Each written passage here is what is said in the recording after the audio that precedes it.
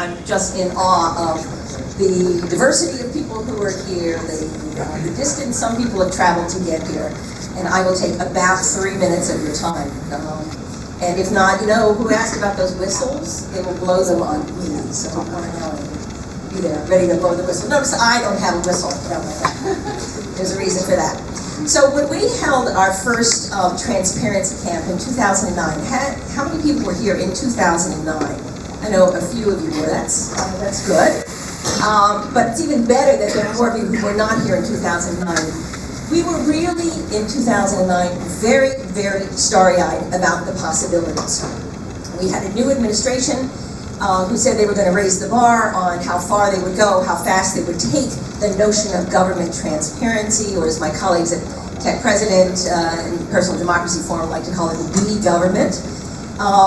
There were lots of promises, there were lots of pronouncements. We thought we were going to be riding the train to transparency glory. We were hugely enthusiastic. Okay, it's some years later, and now we're all a bit more sober.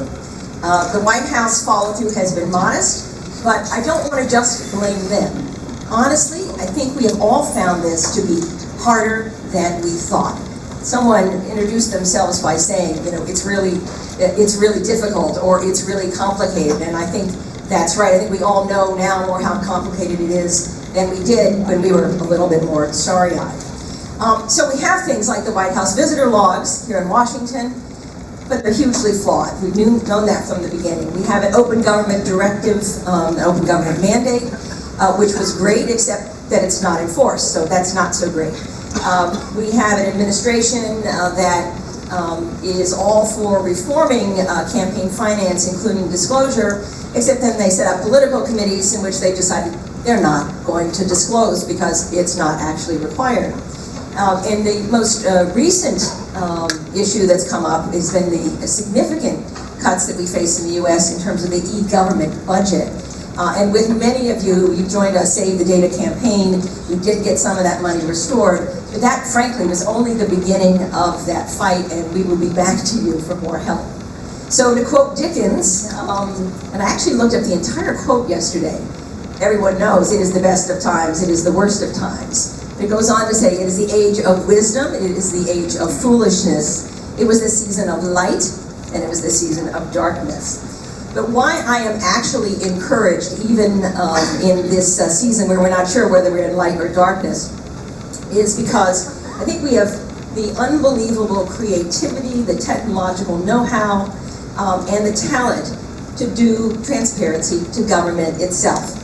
And while sunlight has grown dramatically in the last 5 years, by the way, this is the week of our 5th birthday. We have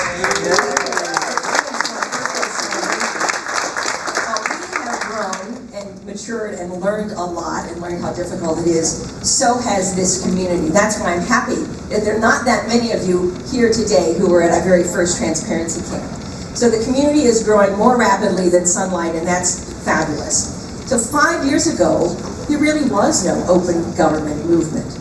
The people in this room may be the leading edge of that movement, but the concept of open government transparency is expanding exponentially. There's unbelievable progress in the U.S., in states and cities, and across the world in building a movement for transparency.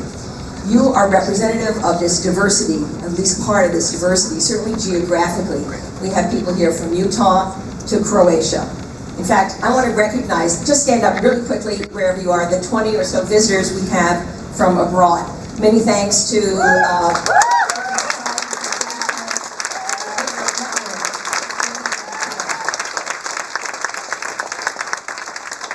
have an incredible amount to learn from our visitors from abroad.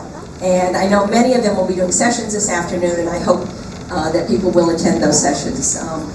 I've had a chance to meet and work with some of them, John Wonderlich, many of the Sunlight staff, and it is hugely impressive what has happened abroad. So thank you all for making this unbelievable trip for just a few days.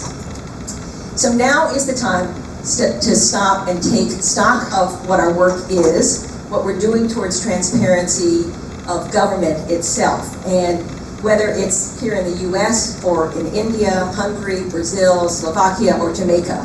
The issues are the same. Our challenge is to move from the idea phase into the action phase. So the goal of this camp is to talk about real change. We've worked hard to build an amazing community. Now let's work together to make transparent government a real reality. And one final word, I certainly have to thank the Sunlight staff who made this happen. And you've seen almost everyone here. Wave your hands, show your t-shirts. Again, if you have any questions, stop and check with them. But if it wasn't for Nicole Arrow and Lauren Ellen, we definitely would not be here. So thank you guys. It's been amazing.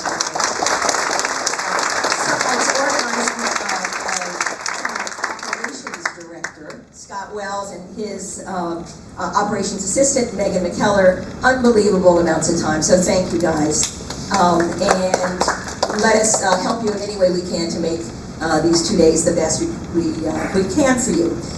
We also wouldn't be here without the support of Microsoft, who has generously given us this wonderful space. And a special thanks to Patrick Svedberg and his team, who were here really late last night. So thanks to you guys.